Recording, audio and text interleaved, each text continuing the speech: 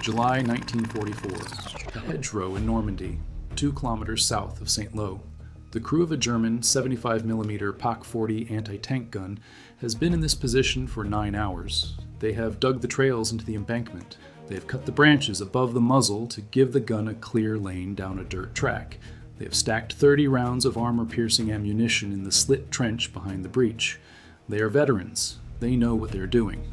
At about 3 in the afternoon, an American Sherman tank from the 3rd Armored Division noses its way around the bend of the lane. The Pak-40 fires 1 round. The shell penetrates the right side of the Sherman just below the turret ring. The tank stops. Smoke begins to pour from the hatches. 2 of the crew climb out. The other 3 do not. The Pak-40 crew waits.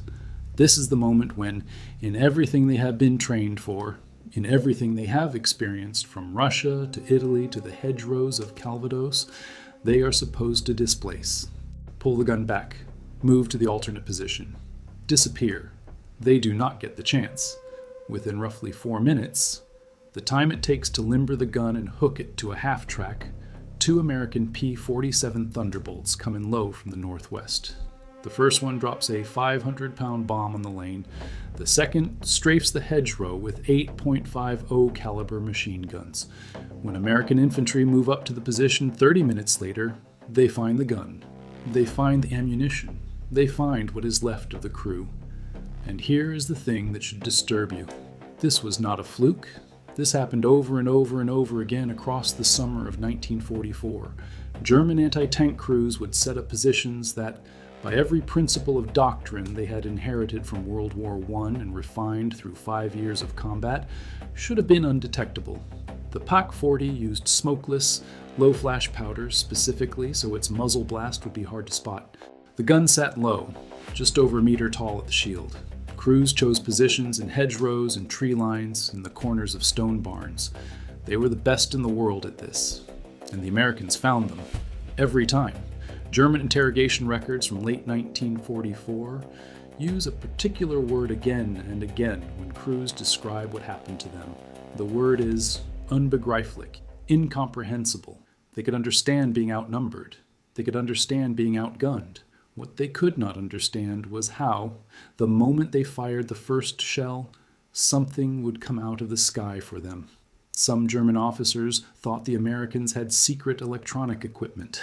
Some thought the French resistance was signaling positions from the ground. Some thought there were traitors inside the Wehrmacht. The men who survived the war and wrote memoirs would still puzzle over it decades later.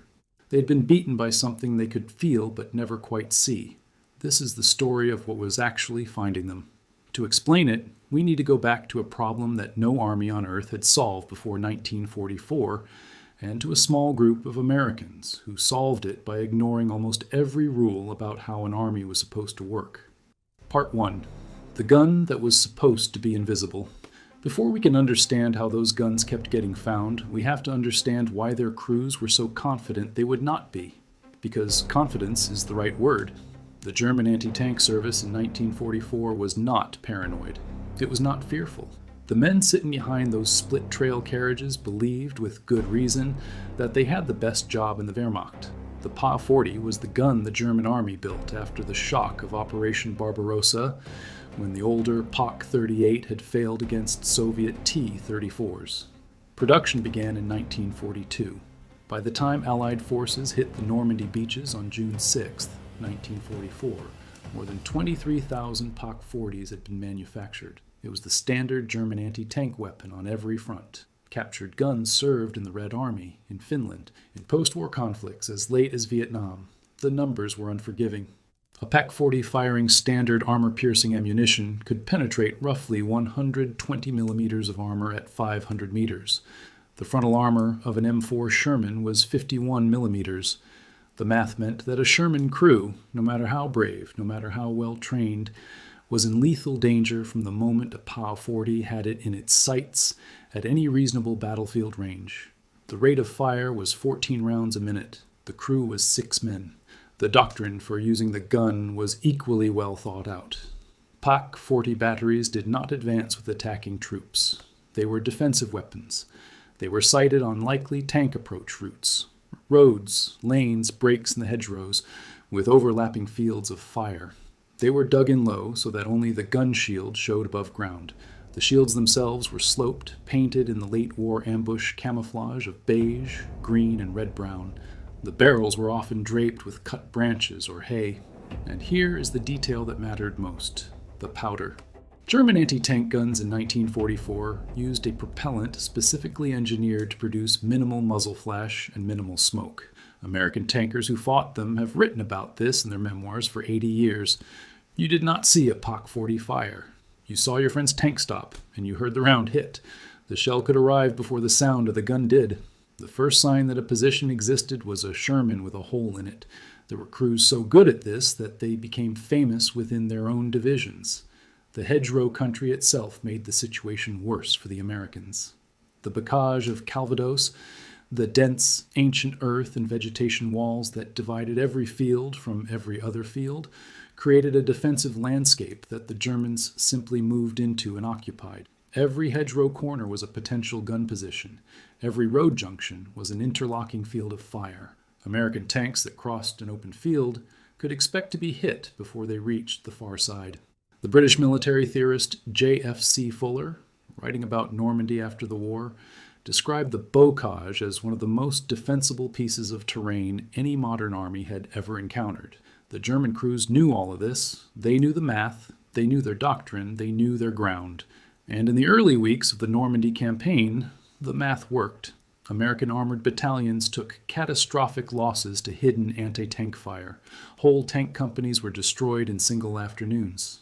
By late June, the 3rd Armored Division had reported casualty rates in its lead Sherman companies approaching 70%. The Allied breakout was 3 weeks behind schedule and falling further behind every day. And then something began to change. It did not change all at once. It did not change because of any single battle. It changed in a way that, from the German side, looked like luck, except that the luck kept happening until the men behind the gun shields began to understand that whatever was finding them was not luck at all. What changed first was nothing the Germans could see. It was a small, unarmed, fabric-covered airplane painted olive drab, flying at about 90 miles an hour, 2,000 feet above the front. There were dozens of them. They were the slowest combat aircraft on the battlefield. The Germans called them little flies and shot at them with everything they had: 88mm flak guns, machine guns, even rifles. Not many of the flies were knocked down.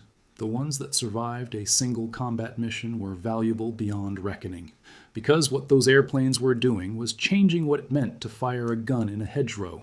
The German anti-tank crews who fought in Normandy did not know what they were looking at when they squinted up at one of those airplanes. They were looking at the answer to the title of this video. They just could not see the full machine yet. To understand why, you have to understand what those little flies actually were, who flew them, and what they had in their cockpits that no other army on Earth had managed to put there. Part 2. The Eyes Above the Hedgerow. The airplane was a Piper L-4 Grasshopper. It was the military version of the Piper J-3 Cub, the small yellow trainer that thousands of Americans had learned to fly in during the 1930s. Strip the chrome yellow paint, slap on a coat of olive drab, cut some plexiglass windows into the rear fuselage so the backseat passenger could see straight down, and you had the United States Army's answer to a problem nobody else had quite figured out how to solve. The problem was simple to state and brutally hard to solve. Modern artillery by 1944 was so accurate and so devastating that the limiting factor was no longer the guns. It was the eyes. Whoever could see the target could kill it. The trouble was that the front lines of a major war were vast. The American sector in Normandy alone covered dozens of miles, and human beings on the ground could see only a few hundred yards in any direction, less in country like the bocage. The Germans had thought about this problem. They had Fieseler Storch liaison aircraft, which were beautiful machines, but the Luftwaffe controlled them. The Wehrmacht had to request them, and by mid-1944, the Luftwaffe had been so chewed up that the Storchs barely flew over Normandy at all. What the Americans had done that no other army had managed was put the airplanes inside the artillery itself. The field artillery branch, not the Army Air Forces, owned the L-4s. Every artillery battalion in the United States Army was authorized 2 of them, with 2 pilots and 1 mechanic. The pilots were field artillery officers, not pilots loaned from the Air Force, but artillerymen who'd been taught to fly. They understood guns from the inside. They knew how a fire mission worked. When they radioed a correction to a battery on the ground, they were speaking the same language as the men putting the rounds downrange. By the summer of 1944, more than 2,700 L4s served with American forces in Europe. Some 900 of them were lost in action or in accidents. The men who flew them developed a particular kind of nerve. Captain John Johnson, who flew an L4 with the 12th Corps Artillery in Patton's Third Army, would later describe a war fought at 200 feet above the ground in an unarmored airplane built of welded steel tube and Irish linen. Most of the time when the Germans saw him, they shot at him with 88mm flak. The fuse on an 88 round was set to explode at altitude. If it went off close, the cub disintegrated. Johnson and his fellow pilots developed evasive flying that involved diving sharply, slewing the airplane sideways, and using the natural folds of the Normandy ground as cover. Bruce Gale, another L4 pilot, eventually installed homemade bazooka rails under his wing struts. They were not officially approved. He felt that they gave him a fighting chance against the anti-aircraft guns that hunted him. The most famous of all the L4 pilots was Charles Carpenter, a former history teacher from Illinois, 29 years old when he enlisted, assigned to the 4th Armored Division. Carpenter's reputation in his division was that he would do anything. He bolted 6 bazookas to the wing struts of his Cub. He named the airplane Rosie the Rocketer. He used it to attack German armored vehicles directly, diving at angles approaching 80 degrees and pulling out at 1,500 feet.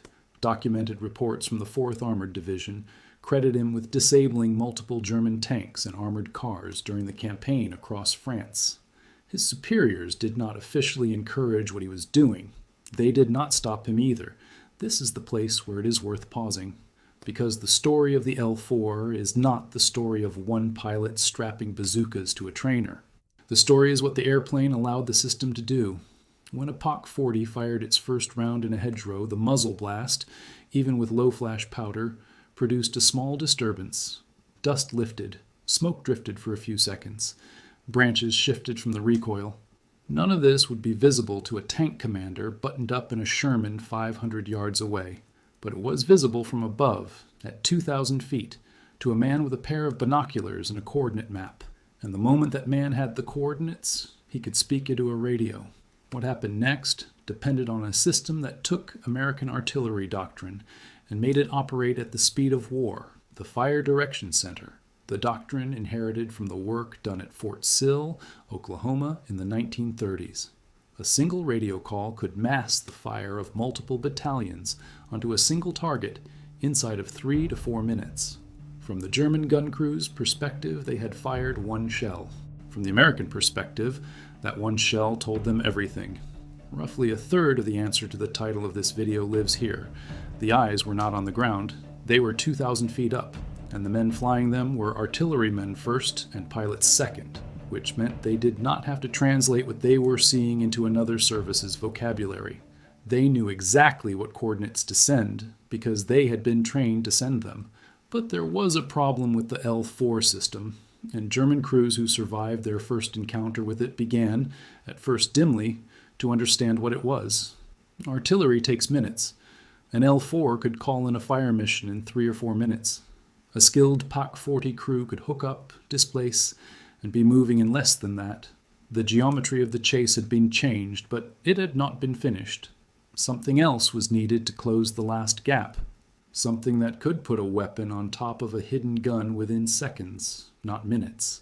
That something was sitting in a Quonset hut in southern England in early 1944, being argued about by a brigadier general named Pete Quesada and an army group commander named Omar Bradley. What they were about to propose had never been done before in the history of warfare. If the men in this part of the story matter to you, the L4 pilots, the field artillery observers, the men who flew unarmed airplanes through 88mm flak so that the gunners behind them could do their job, hit the like button. They were the eyes of the army. They are still the most under-remembered combat arm of the entire European theater. Keeping their story visible costs you 1 second. Part 3. Pete Quesada's heresy. His name was Elwood Richard Quesada. Almost nobody called him that. To his friends and to the men who served under him, he was Pete. By the spring of 1944, he had been promoted to Major General and given command of the 9th Tactical Air Command, the fighter-bomber arm of the 9th Air Force, the air component that would support the American First Army in the upcoming invasion of France. Quesada was an unusual figure inside the Army Air Forces. The Air Forces in 1944 were dominated culturally and doctrinally by the strategic bomber crowd, the men who believed that the way to win the war was to put 1,000 bomber raids over Berlin and Hamburg and Schweinfurt. Close air support, the dirty low-altitude work of dropping bombs and firing rockets in support of soldiers on the ground, was considered, by many of those men, a misuse of expensive aircraft. The pre-war Air Corps had been arguing for almost a decade that the future of air power was independent strategic bombing, not tactical support of armies. Quesada thought this was nonsense. He believed, at his core, that an air force which could not directly help the men dying in the dirt below it was an air force that had forgotten what it was for. He flew into Normandy the day after D-Day and set up his headquarters next to Omar Bradley's 1st Army Command Post.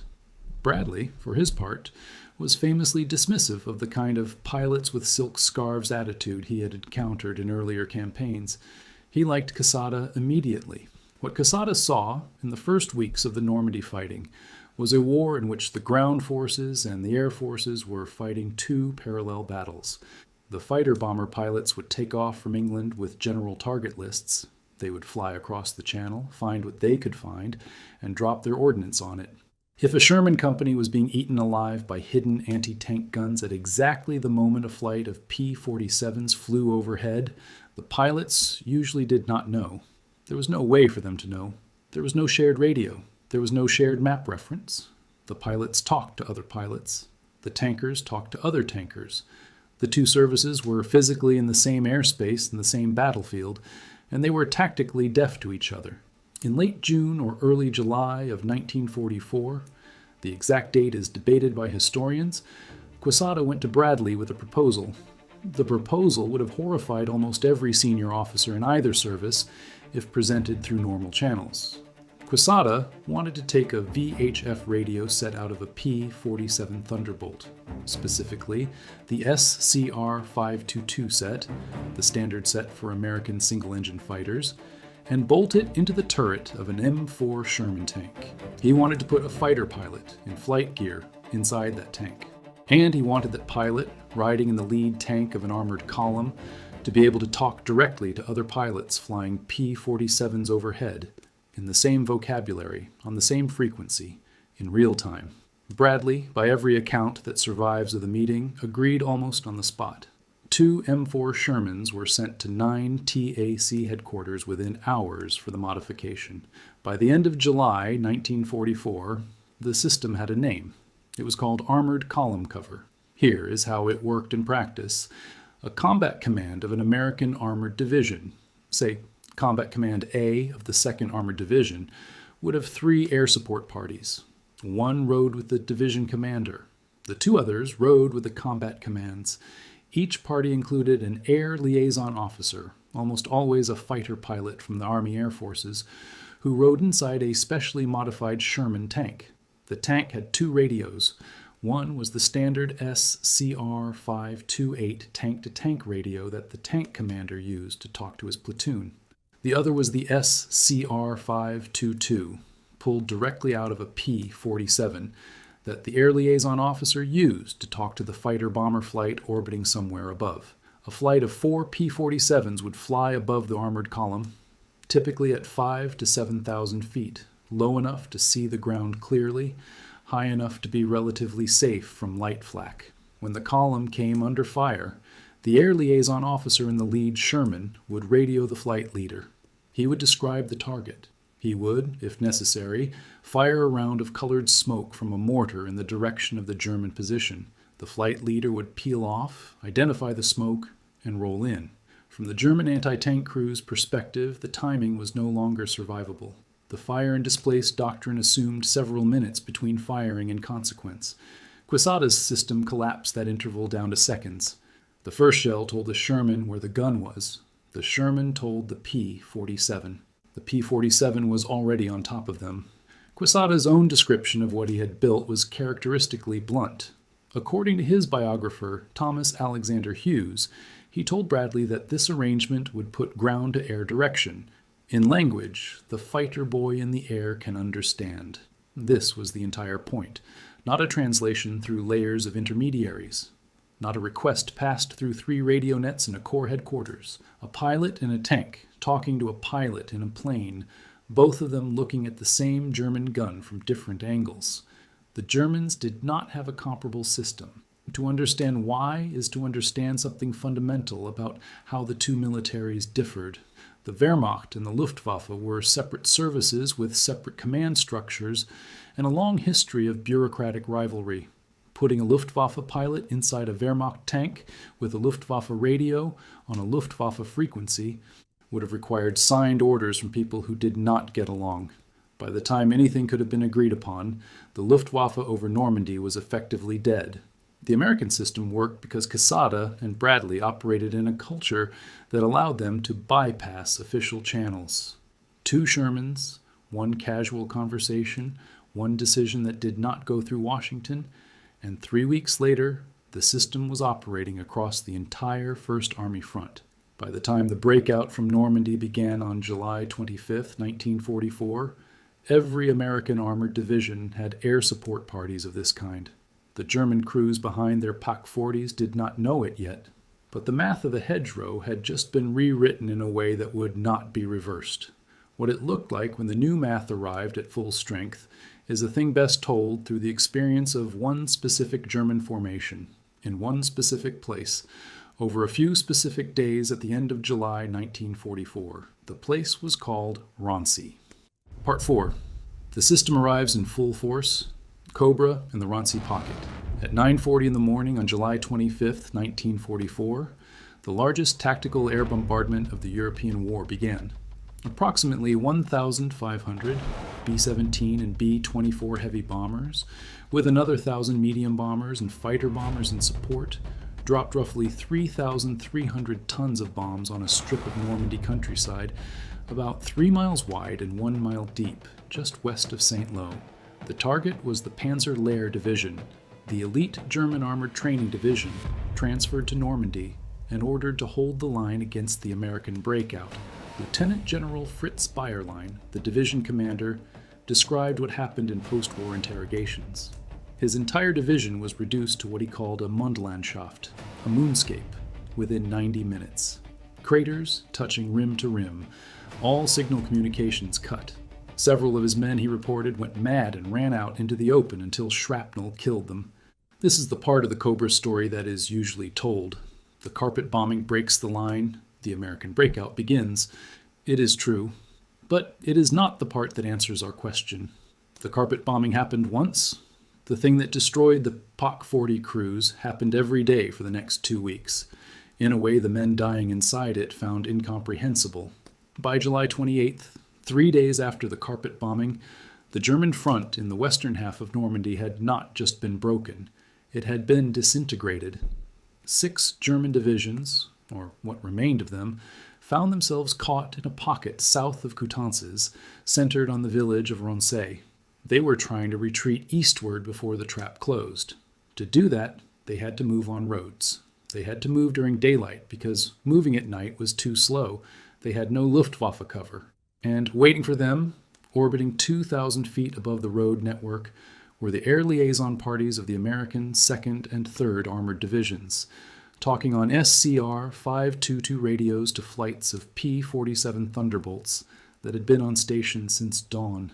What followed on the afternoon and evening of July 29th is one of the most concentrated demonstrations of air-ground integration in the history of warfare. Around the village of Rancy, on a single column trying to break out, the P-47 Thunderbolts of the 405th Fighter Group destroyed a documented 122 tanks, 259 other vehicles, and 11 artillery pieces. RAF Typhoons of the 2nd Tactical Air Force, called in by the same network, flew 99 sorties in the same area and claimed 17 more tanks destroyed. By the time the pocket was reduced on July 30th, More than 7,500 German troops had been killed or captured. More than 250 vehicles and over 100 tanks lay destroyed or abandoned on the roads. A young officer of the 2nd SS Panzer Division Das Reich named Fritz Langanke, 25 years old, a veteran of 7 years in the SS, lived through Ronsi and gave a detailed interview about it years later for World War II magazine. Langanke commanded a platoon of 4 Panthers, attached to the reinforced 3rd Battalion of SS Regiment Deutschland. His description of the breakout attempt is the description of a man trying to escape from inside a system he could not see the edges of. The roads were burning. Vehicles in front exploded for reasons that did not always involve any visible attacker. When his column tried to detour onto smaller lanes, those lanes had been hit. When it tried to move at night, daylight came and the lanes were hit again. Langanke survived. Most of the men around him did not. The diary of a flak unit attached to the 17th SS Panzergrenadier Division, captured intact after the battle, describes the same situation from another angle. The text was translated and published by historian Richard Hargreaves. Wild confusion in all units, roads clogged with vehicles, heavy losses caused by Jabo attacks, since we have to move by daylight to escape encirclement. Jabo, short for Jagbomber, Hunter Bomber, was the universal Wehrmacht word for the American P-47 and the British Typhoon. By the diary's description, the entire valley appeared to be on fire, with thick columns of smoke rising from shot-up vehicles and ammunition cooking off inside them. Now, here is the question worth pausing on. Why could the Germans not adapt? They had survived bombing in Russia. They had survived Allied air superiority in Italy. The German army was famously good at improvisation under pressure. Why, in Normandy in the summer of 1944, did they have no answer? Part of the answer is that the Luftwaffe was essentially gone. By July 1944, Allied fighter strength had so dominated the skies that German fighter pilots simply could not contest them at the scale required. Part of the answer is fuel. The Luftwaffe had run short of high-octane aviation gasoline because of Allied bombing of synthetic fuel plants, but those are explanations for why the Germans could not shoot down the P-47s. They do not explain why the Germans could not build their own version of the system. The deeper answer is institutional. The German command system in 1944 was, paradoxically, more centralized and more rigid than the American system at the same level. Adolf Hitler, at his headquarters in East Prussia, was making operational decisions about formations as small as battalions.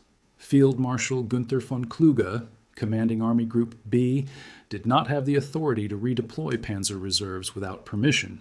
By contrast, 2 American generals, 1 Air Force, 1 Army, had agreed in a tent in Normandy to bolt fighter radios into tanks and had it operating within weeks. Quesada did not ask Washington. Bradley did not ask Schaff. They just did it. Field Marshal Erwin Rommel, in a letter dated June 10, 1944, wrote a sentence that came to be quoted in nearly every post-war history of the campaign. Allied air superiority, he said, had a grave effect on German movements, and there was simply no answer to it. Rommel was right. There was no answer. There was no answer, because the answer the Allies had built was not just airplanes. It was airplanes connected to tanks, connected to artillery through a single radio net, and you could not improvise that in 6 weeks under bombing. If your father or grandfather served in an American armored division, an artillery battalion, an air liaison party, or a fighter bomber group during the European campaign, I would be honored to hear their story in the comments. What unit? What did they do? The accounts that never made it into the official histories are usually the most important ones. Please leave them below. The destruction at Ronsi was one demonstration. It was not the largest.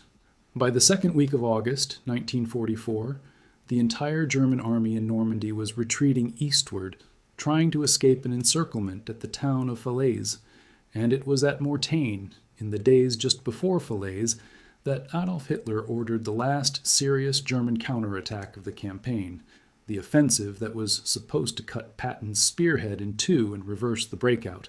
What happened to that offensive is the place where the answer to our title becomes, finally, complete. Part 5. Mortain, Falaise, and the Final Verdict. On August 2, 1944, Adolf Hitler ordered an immediate counterattack between the towns of Mortain and Avranches. The goal was to drive west, cut Patton's Third Army off from its supply lines, and split the American forces in France in two. The operation was codenamed Lüttich, after the German name for the Belgian city of Liège, where the Wehrmacht had won a victory in August 1914. Field Marshal Günther von Kluge, by every account, thought the plan was hopeless. He suggested withdrawing to the Seine. Hitler refused.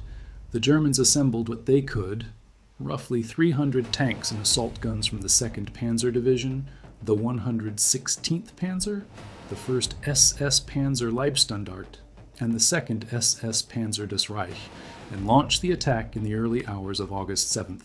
It went forward at 1 in the morning, deliberately timed to begin in darkness so American fighter bombers could not intervene.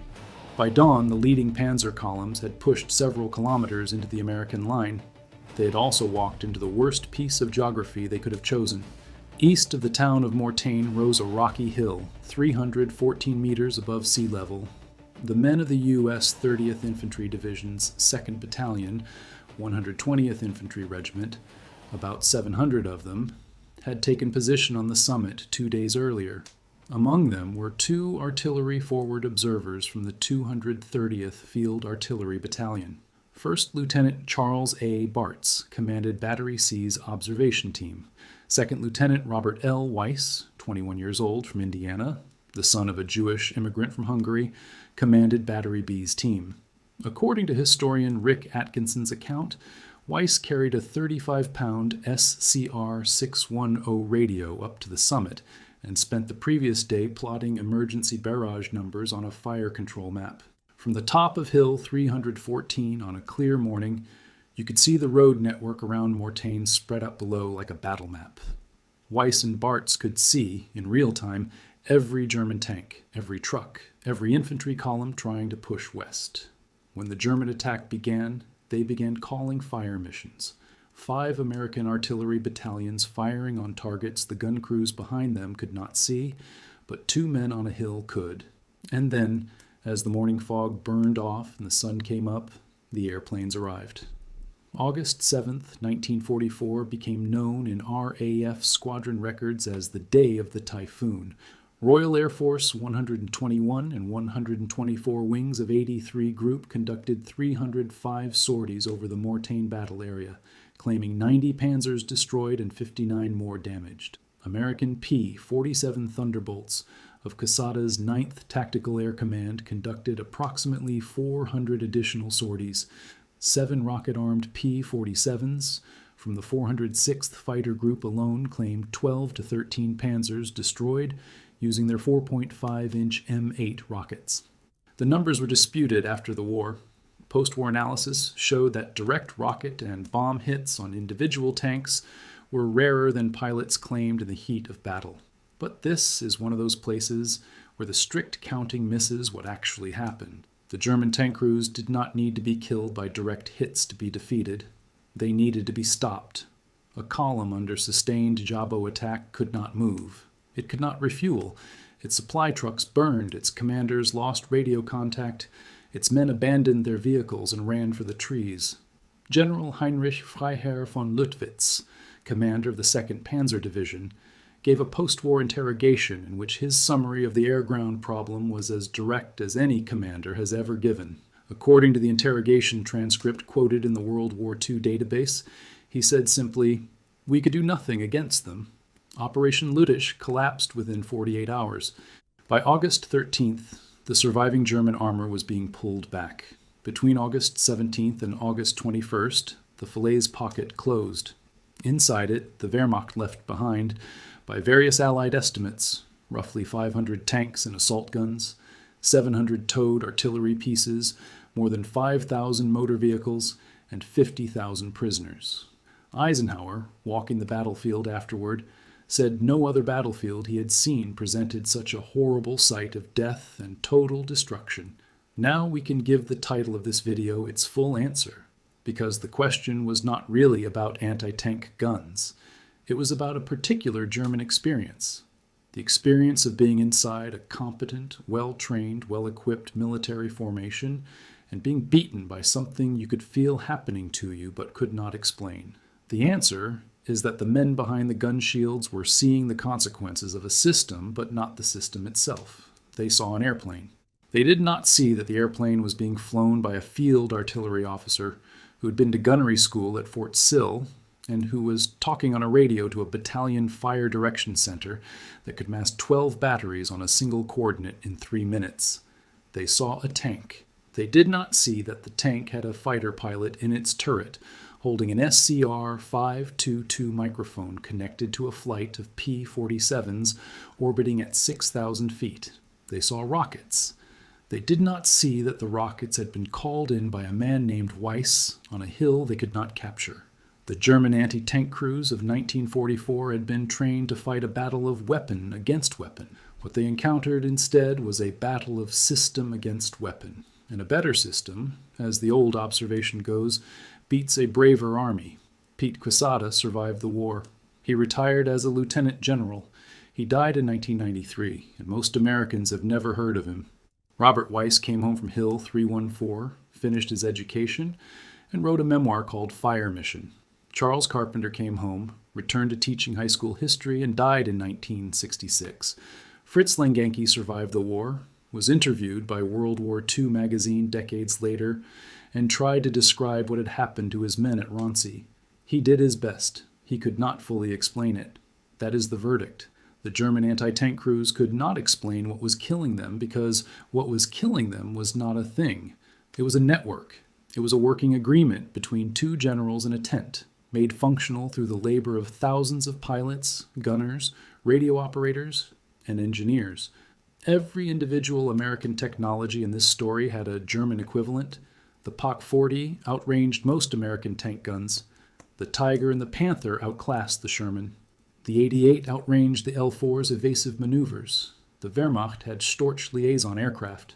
The Luftwaffe had perfectly serviceable radios. What the Germans did not have was the connections between them. And that is the lesson, as far as one is allowed to draw a lesson from a story this terrible. The PAC-40 and the hedgerow did not lose to a better gun. It lost to a way of thinking about how guns and airplanes and radios and tanks and forward observers could be organized into a single weapon. It lost to a system whose individual parts the crew could see, and whose totality the crew could not. If this story gave you something to think about, hit the like button. It helps this channel reach people who care about how wars are actually won, not just the versions that fit on a textbook page. Subscribe if you want the next chapter, because there is more to tell about the men who built these systems, about the gunners and observers and pilots whose names did not make it into the official histories, about the way an industrial democracy learned, slowly and at terrible cost, how to outthink the most professional army in the world. The men behind those POC-40 shields and the men who hunted them deserve to be remembered, not as numbers, as names. They had them, and they earned the right to keep them.